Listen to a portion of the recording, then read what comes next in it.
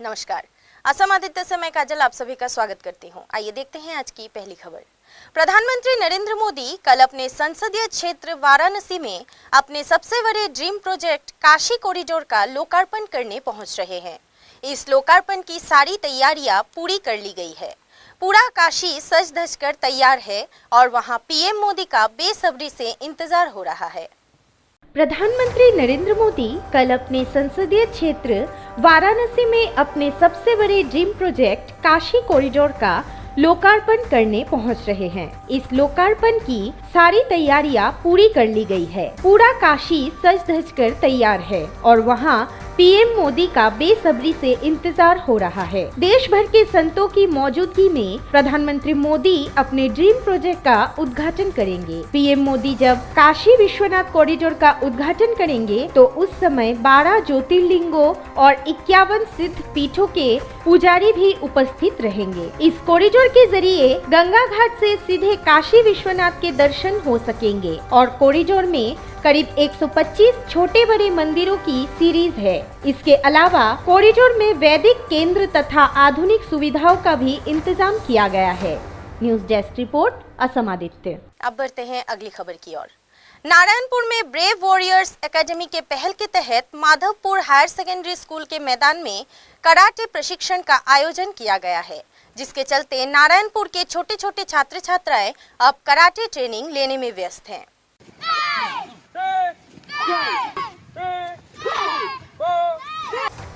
नारायणपुर के छात्र छात्राओं का एक समूह आत्मरक्षा की ओर बढ़ रहे हैं, जिसके चलते नारायणपुर के छोटे छोटे छात्र छात्राएं अब कराटे ट्रेनिंग लेने में व्यस्त हैं। ये छात्र बिना हथियारों के आत्मरक्षा के लिए रणनीति तैयार करने में सुबह से ही व्यस्त हैं। नारायणपुर में ब्रेव वॉरियर्स एकेडमी के पहल के तहत माधवपुर हायर सेकेंडरी स्कूल के मैदान में कराटे प्रशिक्षण का आयोजन किया जा रहा है। इस प्रशिक्षण में करीब 100 से भी अधिक छात्र छात्राओं ने भाग लिया है।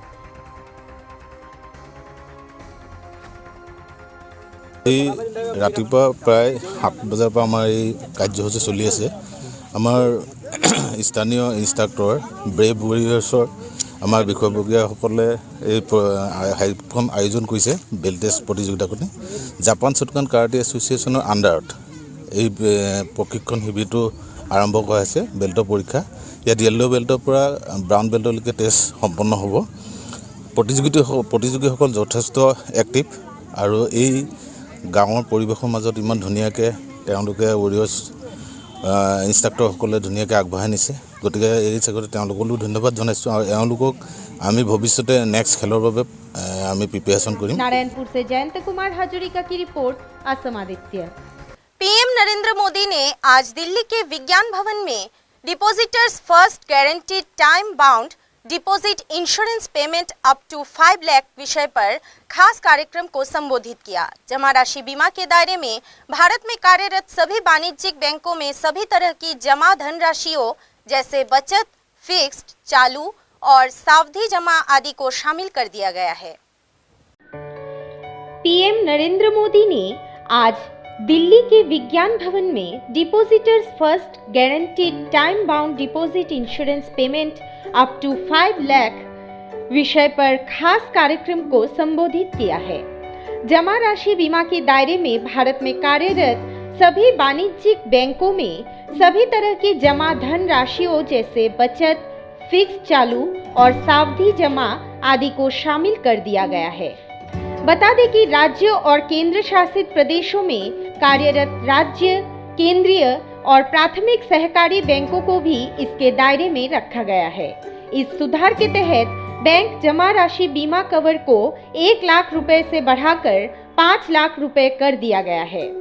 प्रति जमाकर्ता प्रति बैंक के हिसाब से 5 लाख रुपए के जमा राशि बीमा कवरेज के आधार पर पिछले वित्त वर्ष के अंत तक पूरी तरह से सुरक्षित खातों की संख्या कुल खातों की संख्या का 98.1% थी, जबकि अंतर्राष्ट्रीय मानक 80% है। जान लें कि अंतरिम भुगतान का पहला भाग हाल ही में deposit insurance and credit guarantee corporation ने जारी किया है। ये भुगतान उन 16 शहरी सहकारी बैंकों के जमाकर्ताओं के दावों के आधार पर किया गया है जिन बैंकों को भारतीय रिजर्व बैंक ने प्रतिबंधित कर रखा है। बैंक का लाइसेंस रद्द होने, मर्जर होने या पुनर्निर्माण पर हर डिपॉजिटर्स को मूलधन और ब्याज की राशि के लिए अधिकतम 5 लाख रुपए तक का बीमा किया जाता है। आपके सभी अकाउंट्स को मिलाकर कितना ही पैसा क्यों ना हो, आपको केवल 5 लाख रुपए का इंश्योरेंस कवर मिलेगा। इस राशि में मूलधन और ब्याज की राशि दोनों शामिल है। बैंक के विफल होने पर अगर आपकी मूल राशि 5 लाख रुपए है तो आपको केवल ये राशि वापस मिलेगी और ब्याज नहीं। आज के आयोजन का जो नाम दिया गया है उसमें डिपॉजिटर्स फर्स्ट, जमाकर्ता सबसे पहले की भावना को सबसे पहले रखना और इसे और सटीक बना रहा है। बीते कुछ दिनों में 1 लाख से ज्यादा डिपॉजिटर्स को बरसों से फंसा हुआ उनका पैसा उनके खाते में जमा हो गया है और ये राशि करीब करीब 1300 करोड़ रुपए से भी ज्यादा है। अभी आज यहां इस कार्यक्रम में और इसके बाद भी 3 लाख और ऐसे डिपॉजिटर्स को बैंकों में फंसा उनका पैसा उनके खाते में जमा होने वाला है, पैसा उनको मिलने वाला है। ये अपने आप में छोटी बात नहीं है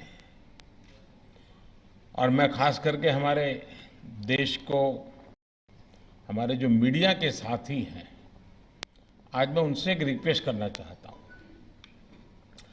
और मेरा अनुभव है, जब स्वच्छता अभियान चला रहा था, मैंने मीडिया के मित्रों को रिक्वेस्ट की, आज भी उसको वो बराबर मेरी मदद कर रहे हैं। आज मैं फिर से उनको एक रिक्वेस्ट कर रहा हूं। हम जानते हैं कोई बैंक डूब जाए तो कई दिनों तक खबरें फैली रहती है टीवी पर, अखबारों में।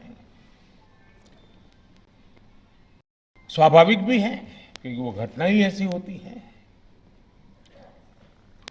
बड़ी बड़ी हेडलाइंस भी बन जाती हैं, बहुत स्वाभाविक है। लेकिन आज जब देश ने एक बहुत बड़ा रिफॉर्म किया, एक बहुत बड़ी मजबूत व्यवस्था शुरू की है, डिपॉजिटर्स को, जमाकर्ताओं को उनका पैसा वापस दिलाया जा रहा है, मैं चाहूंगा कि उसकी भी उतनी ही चर्चा मीडिया में हो, बार बार हो। इसलिए नहीं कि मोदी ने किया इसलिए करना है, ये इसलिए जरूरी है कि देश के डिपॉजिटर्स में विश्वास पैदा हो सकता है कुछ लोगों के गलत कारणों से, गलत आदतों से कोई बैंक डूबेगा, हो सकता है, लेकिन जमाकर्ता का पैसा नहीं डूबेगा, जमाकर्ता का पैसा सुरक्षित रहेगा। ये मैसेज से देश के जमाकर्ता में विश्वास पैदा होगा, बैंकिंग व्यवस्था पे भरोसा पैदा होगा और ये बहुत जरूरी है। भाई और बहनों, कोई भी देश समस्याओं का समय पर समाधान करके ही उनसे विकराल होने से बचा सकता है। News desk report, Assam Aditya. और अब समय है देश दुनिया के इतिहास में आज यानी कि 12 दिसंबर की तारीख पर दर्ज अन्य महत्वपूर्ण घटनाओं के बारे में बताने की।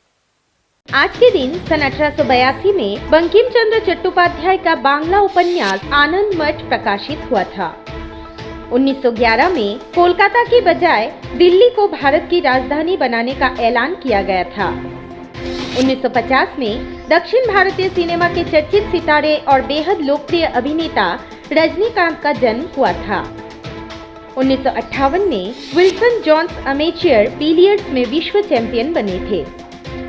1962 में टेनिस खिलाड़ी ट्रेसी ऑस्टिन का जन्म हुआ था। 1981 में भारत के क्रिकेट खिलाड़ी युवराज सिंह का जन्म हुआ था।